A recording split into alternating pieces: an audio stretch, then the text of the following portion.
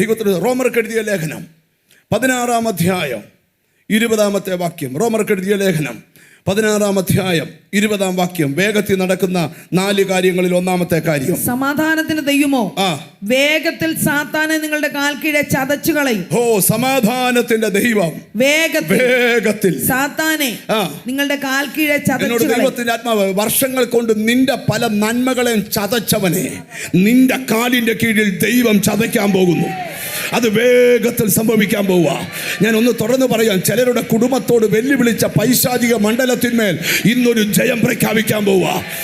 യേശുവിന്റെ നാമത്തിൽ ഞാനിവിടെ ദൂത് പറഞ്ഞുകൊണ്ടിരിക്കുമ്പോൾ നിന്റെ വീടിനകത്ത് കണ്ടോ യെസ്, ദൈവത്തിന്റെ ശക്തി ചില വ്യക്തികളെ ദൈവം തൊടുകയാ. വേഗത്തിൽ സമാധാനത്തിന്റെ ദൈവം സാത്താനെ നിന്റെ കാലിന്റെ കീഴിൽ. ഞാനൊരു ശബ്ദം ദൈവത്തിൽ നിന്ന് കേൾക്കുന്നു. ഇന്ന് ഇതിനകത്ത് ജയത്തിന്റെ പ്രഖ്യാപനം ഉണ്ടാവും. ദൈവം പ്രവചിക്കുക, വളരെ പെട്ടെന്ന് നിന്റെ വീട്ടിൽ ജയത്തിന്റെ പ്രഖ്യാപനം. ചിലരെ വിരലുണ്ടോ ദൈവാത്മാവ് ലൈവ് കാണുന്ന ചിലരെ, ഇന്ന് ദൂത് കേൾക്കുന്ന ചില പരിശുദ്ധാത്മാവ് കാണുകയാ. വേഗത്തില് സമാധാനത്തിന്റെ ദൈവമോ സാത്താനെ വേഗത്തിൽ നിന്റെ കാലിന്റെ കീഴിൽ ചതച്ചു കളയും എന്ന് പറഞ്ഞാൽ, ചതച്ചു കളയുക എന്ന് പറഞ്ഞാൽ മനസ്സിലായി, ഷേപ്പ്ലെസ് ആക്കി കളയും എന്ന് പറഞ്ഞാൽ ഇനിയും തിരിച്ചു രൂപപ്പെടാൻ പറ്റാത്ത രീതിയിൽ അതിനെ ദൈവം ചിലർ ചെയ്തു വിട്ട ദുർമന്ത്രവാദങ്ങളെ നിന്റെ കാലിന്റെ കീഴിൽ ഷേപ്പ്ലെസ്.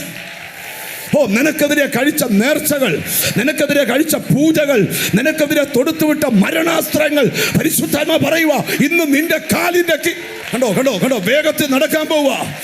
ഈ മണ്ഡലം പൊട്ടിക്കഴിഞ്ഞാൽ വേഗത്തില് എനിക്ക് കാണാം ഈ ദൂത് എടുത്തുകൊണ്ടിരിക്കുമ്പോൾ നിത്യം നിന്നെ രോഗിയാക്കിയ, നിത്യം നിന്നെ അപമാനിച്ച, നിത്യം നിന്റെ കുടുംബത്തെ തകർത്ത, നിന്റെ കുഞ്ഞിന്റെ പേര് മോശമാക്കിയ, എത്ര എക്സാം എഴുതിയിട്ടും സപ്ലി എന്ന് പറഞ്ഞ് അവനെ തോപ്പിച്ചിട്ട് ആ ബന്ധനം, സാത്താന്യ ശക്തി നിന്റെ കാലിന്റെ കീഴിൽ ചതയുന്നു. എനിക്കെന്തോ പരിശുദ്ധമാ പറയാ, അളക്കാൻ വയ്യാത്ത അഭിഷേകം ഇന്ന് ഇതിനകത്ത് നടക്കുക. അളന്ന് തിട്ടപ്പെടുത്താൻ വയ്യാത്ത അഭിഷേകം നിങ്ങൾ മനസ്സിനകത്ത് തീരുമാനിക്കുമോ? മനസ്സിനകത്ത് ഏറ്റെടുക്കുമോ ഈ ദൂത്? സമാധാനത്തിന്റെ ദൈവം കാലിന്റെ കീഴിൽ എന്ത് ചെയ്യുമെന്നാ? ചതച്ചു കളയാം. ഒരിക്കൽ സങ്കീർത്തനക്കാരൻ പറയാ, ജാതികൾ ചോദിക്കുന്നു നിന്റെ ദൈവം എവിടെ? ഉത്തരം സങ്കീർത്തനക്കാരൻ പറയുക, ഞങ്ങളുടെ ദൈവമോ അവരുടെ ദൈവം ഇപ്പോൾ എവിടെയെന്ന് ജാതികൾ പറയുന്നു. എന്തിന്? ജാതികൾ ചോദിക്കുന്നു നിന്റെ ദൈവം എവിടെ? കൈയടിക്കാൻ ഇറങ്ങിയിട്ട് ഒന്നും നടക്കുന്നില്ലല്ലോ. നമ്മുടെ ദൈവമോ സ്വർഗത്തിലുണ്ട്. അവൻ പറയാ, നമ്മുടെ ദൈവമോ സ്വർഗത്തിലുണ്ട്. തനിക്ക് ഇഷ്ടമുള്ളതൊക്കെയും അത് ചെയ്യുകയാ. ഇന്ന് ഈ വചനം കേട്ടുകൊണ്ടിരിക്കുമ്പോൾ ഞങ്ങളുടെ ദൈവമോ സ്വർഗത്തിലുണ്ട്. ദൈവത്തിൻ്റെ ആത്മാവിനോട് സംസാരിക്കുക. ഞാൻ വളരെ പെട്ടെന്ന് മുമ്പോട്ട് പോകട്ടെ. അപ്പം ഇനിയും നിന്റെ ഉപദേഷ്ടാവ് എന്ത് ചെയ്യത്തില്ല? മറഞ്ഞിരിക്കത്തില്ല. ഒന്ന് കൈ കൊടുത്ത് പറ, നിന്റെ ഉപദേഷ്ടാവ് മറഞ്ഞിരിക്കത്തില്ലെന്ന് പറ. ഹല്ലേലൂയ എന്ന് പറഞ്ഞാൽ മനസ്സിലായി, നിന്നെ ഒത്തിരി കുഴപ്പിച്ച വിഷയത്തിനകത്ത് എൻ്റെ ദൈവം ഇറങ്ങാൻ പോവുക.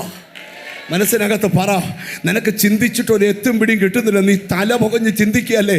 എത്ര രാത്രിയായി നീ ഉറങ്ങിയിട്ട് ദൈവം നിന്നോട് പ്രവചിക്കുക, അമ്മ ഇനി നീ മിണ്ടാതിരുന്നു, നിന്റെ ഉപദേഷ്ടാവ് എഴുന്നേക്കാൻ പോവുക. അത് മാത്രമല്ല, അടുത്ത വാക്യം കൂടെ ശ്രദ്ധിക്കുക, ഇനി നിന്റെ ഉപദേഷ്ടാവ് മറഞ്ഞിരിക്കത്തില്ല. നിന്റെ കണ്ണ് നിന്റെ ഉപദേഷ്ടാവിനെ കണ്ടുകൊണ്ടിരിക്കും. ഇനി നീ ശത്രുവിനെ അല്ല കാണുന്നത്, എതിരല്ല കാണുന്നത്, നിന്റെ കണ്ണ് എപ്പോഴും നിന്റെ ഉപദേഷ്ടാവിനെ ഇങ്ങനെ കണ്ടുകൊണ്ടിരിക്കും. എത്ര പേർക്ക് ആമീൻ പറയാൻ പറ്റും? നിന്റെ കണ്ണ് അന്ധകാരത്തെ കാണാൻ പോവല്ല, നിന്റെ കണ്ണ് മന്ത്രഭാഗത്തെ കാണാൻ പോവല്ല, നിന്റെ കണ്ണ് എതിരാളിയെ കാണാൻ പോവല്ല, നിന്റെ കണ്ണ് എപ്പോഴും യേശുവിനെ കണ്ടുകൊണ്ടിരിക്കും. എൻ്റെ കണ്ണെപ്പോഴും അടുത്തോടെ കേട്ടോ.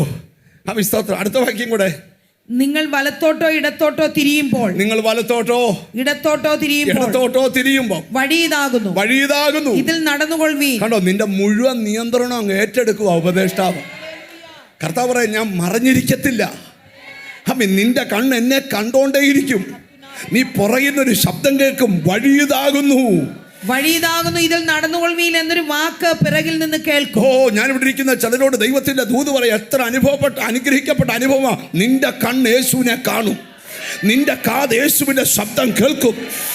ഇനിയും നീ കഷ്ടത്തിന്റെ അപ്പവും ഞെരുക്കത്തിന്റെ വെള്ളവും കുടിക്കണ്ട.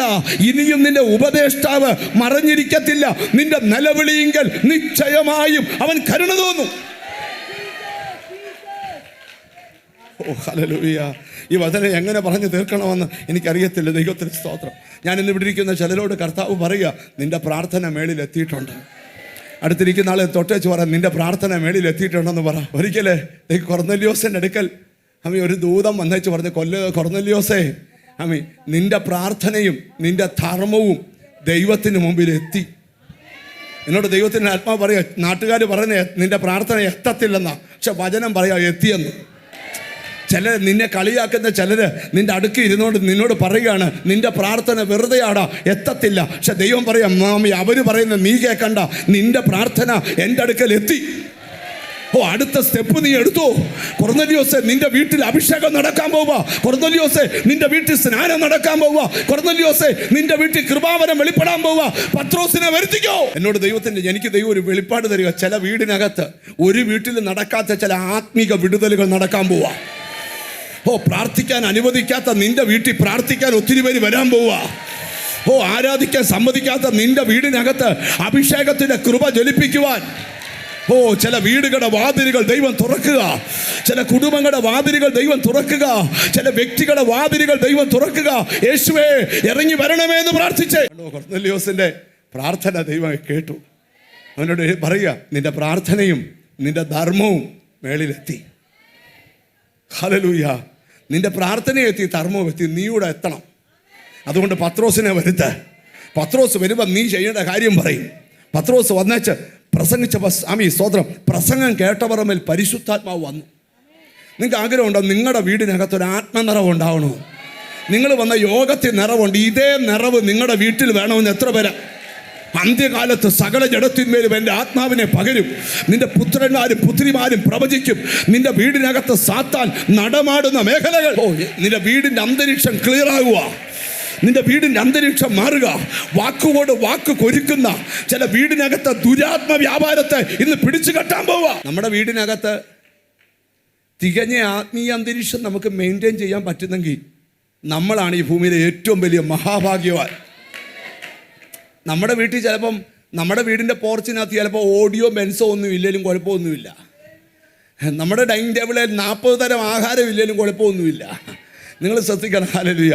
നമ്മുടെ ഫ്രീസറിനകത്ത് മട്ടൻ തന്നെ വെട്ടിക്കയറ്റി വെച്ചിട്ടാലും കുഴപ്പമില്ല, കഞ്ഞി കുടിച്ചാലും മതി. പക്ഷേ ആത്മീയ അന്തരീക്ഷം മെയിൻറ്റെയിൻ ചെയ്താൽ നിന്റെ വീട് സ്വർഗ്ഗം. ഹല്ലേലൂയ. ഒരിക്കലൊരു കുടുംബം എൻ്റെ അടുക്കൽ വന്ന് വർത്തമാനം പറഞ്ഞപ്പോൾ സ്തോത്രം, ഹസ്ബൻഡും വൈഫും, ദൈവത്തിന് സ്തോത്രം, എൻ്റെ അടുക്ക പ്രാർത്ഥിക്കാനായിട്ട് വന്നപ്പോൾ സ്തോത്രം, അവർ പ്രാർത്ഥനയെല്ലാം കഴിഞ്ഞ് പോകാൻ നടന്നപ്പോൾ അവരുടെ മോൾ എന്നോട് പറഞ്ഞ്, പാസ്റ്റങ്ങളെ സ്തോത്രം, ഞങ്ങളുടെ വീട്ടിലെ ആത്മീയ അന്തരീക്ഷം നിലനിൽക്കാനായിട്ട് പാസ്റ്റങ്ങളൊന്ന് പ്രാർത്ഥിക്കണേ. അപ്പം ഞാൻ ചോദിച്ചു, മോളെ എന്നാ പറ്റി? പപ്പേൻ്റെ അടി നല്ലവരാ, പക്ഷേ കണ്ണെടുത്താൽ അടിയോ അങ്ങോട്ടും ഇങ്ങോട്ടും. സ്തോത്രം. അങ്കിള് കേട്ടെ കഴിഞ്ഞ ദിവസം നടന്ന സംഭവം. സ്തോത്രം. പപ്പ ഒരു പാത്രത്തിൽ വെള്ളം ചോദിച്ചു. മമ്മി കൊണ്ട് വെള്ളം കൊടുത്തു. ആ വെള്ളത്തിനകത്ത് പൊടി കൊടുത്തുകൊണ്ട് പപ്പ എടുത്ത് വെള്ളവും പാത്രം കൂടെ മമ്മിയുടെ മുഖത്തോട്ട് എറിഞ്ഞു. മമ്മിയാന്ന് പുരാതന ക്രൈസ്തവ കുടുംബത്തിലെ ആയതുകൊണ്ട് വീട്ടുകാരൊന്നും ഞാൻ പറയുന്നില്ല, അവർ കേട്ടാലോ. അവരുടെ വീട്ടുകാർ പറഞ്ഞുകൊണ്ട്, ഞാൻ ഇന്നടത്തെ പാപ്പച്ചാന് ജനിച്ച മോളാന്നും പറഞ്ഞ് അവിടെ ഇരുന്ന മൊന്തയെടുത്ത് ഭർത്താവിനിട്ട് എറിഞ്ഞു. ആ മൊന്ത വന്ന് പുള്ളിയുടെ കണ്ണിൻ്റെ അവിടെ കയറി. കണ്ണിനകത്ത് എല്ലാം ചുമന്ന് ഇങ്ങനെ ധരിച്ചിരിക്കുക. എന്നെ നീ എറിയോന്ന് ചോദിച്ച് പുള്ളി അകത്തോട്ട് പോയി. പിന്നെ പാടിയെ പാസ്റ്റങ്ങളെ ഒന്നും പറയാനില്ല. അവിടെ സ്വത്രം സന്ധ്യയായി ഉഷസ്സുമായി 1-ാം ദിവസം. കൊച്ചു പറഞ്ഞ കാര്യമാണ് ഞാൻ പറഞ്ഞേ. പിന്നെ അവിടെ കാർഗിൽ യുദ്ധമായിരുന്നു.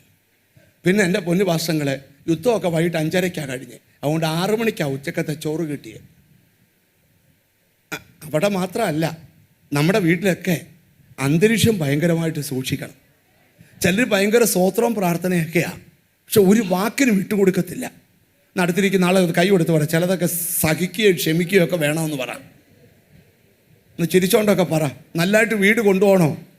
സഹിക്കുകയും ക്ഷമിക്കുകയും മറക്കുകയൊക്കെ വേണം, എന്നാലേ പറ്റത്തുള്ളൂ. സ്തോത്രം.